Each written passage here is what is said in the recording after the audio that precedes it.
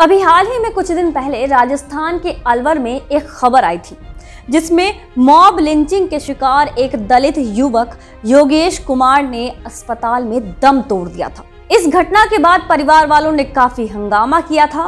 वो योगेश के अपराधियों को सजा दिलाने की मांग कर रहे थे, लेकिन अब सवाल ये है कि आखिर सजा हो तो किसे हो, क्योंकि भीड़ का तो कोई चेहरा ही नहीं होता। फिर किसे सजा हो और किस पर इल्जाम लगाया जाए। योगेश के साथ जो हुआ ये कोई हमारे देश में नया नहीं है।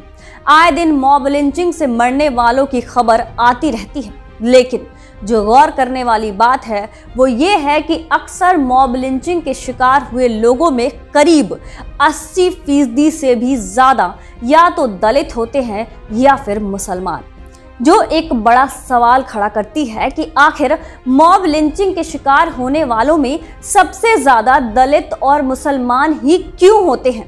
क्या वजह है इसके पीछे, आज हम इसी के बारे में जानने की कोशिश करेंगे। 2014 में जब केंद्र में बीजेपी की सरकार आई थी तब इसे हिंदूवादी सरकार कहा गया। मुसलमान तब निशाने पर आने लगे और मॉब लिंचिंग की घटनाओं में तेजी आनी शुरू हुई। हम ये पुख्ता तौर पर नहीं कह सकते कि कांग्रेस राज में ऐसी घटनाएं नहीं होती होंगी, लेकिन बीजेपी के केंद्र में आने के बाद मुस्लिम विरोधी होने का फायदा भी खूब उठाया गया। 2014 में भीड़ द्वारा मॉब लिंचिंग की घटनाएं बढ़नी शुरू हुई। 2014 में 3 मॉब लिंचिंग के मामले सामने आए जिसमें 11 लोग जख्मी हुए, लेकिन 2015 में ये आंकड़े बेहद चौंकाने वाले थे। 12 घटनाएं हुई और करीब 10 लोगों की मौत और 48 लोग बुरी तरह से घायल हुए। 2016 आते आते गौ रक्षा का भूत और सवार हो गया सब पर, और गौ रक्षा के नाम पर 24 मॉब लिंचिंग की घटनाएं हुई जिसमें 8 लोगों की जान गई और 58 लोग बुरी तरह घायल हुए। बात करें 2017 की तो मॉब लिंचिंग बेकाबू होने लगी थी। गौ रक्षा के नाम पर गुंडई तेज हो गई। 37 मामले ऐसे आए जिसमें 11 लोगों की मौत हुई और 152 लोग जख्मी हुए। गौ रक्षा के नाम पर 2018 तक करीब 85 मामले सामने आए थे जिसमें 34 लोग मारे गए, 289 लोग बुरी तरह घायल हुए। 2014 से लेकर 2018 के बीच मॉब लिंचिंग की हुई सभी घटनाओं में 50% मुसलमान थे और 30% से भी ज्यादा शिकार होने वाले दलित हैं। गाय रक्षा के नाम पर हत्या और जाति व्यवस्था को बनाए रखने के लिए दलितों पर हमला आम घटनाएं हो गई हैं। सरकार चाहे कितने भी कड़े कानून बनाने का दावा कर ले, लेकिन जाति व्यवस्था के नाम पर दलितों का हनन अभी भी हो रहा है।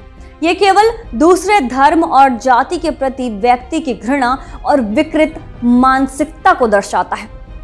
दलित का प्रधान जाति द्वारा बनाए गए नियमों को न मानने के कारण कई बार उनके खिलाफ तुगलकी फरमान जारी कर दिया जाता है, लेकिन जो खुद को ही कानून समझ ले, कोई कैसे जिएगा कैसे रहेगा ये भीड़ तंत्र तय करता है, और अगर कोई उनके खिलाफ जाता नजर आया तो उन्हें भीड़ की गुमनाम शक्ल में पीट पीट कर मार डाला जाता है।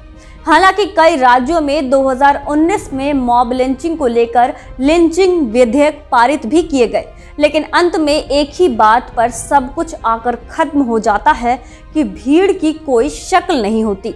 कौन असली अपराधी है, किसे गुनहगार बनाया जाए, ये तय करना ही काफी मुश्किल है। लेकिन मॉब लिंचिंग में ज्यादातर मुसलमान और दलितों का होना भारतीय लोकतंत्र को खतरे में ले आया है, जहां एक भारतीय का मौलिक अधिकार जिसमें सबको अपने हिसाब से जीने का हक है, उसका हनन होता है। मगर सरकार हो या प्रशासन केवल मूक दर्शक बनकर बैठी रहती है।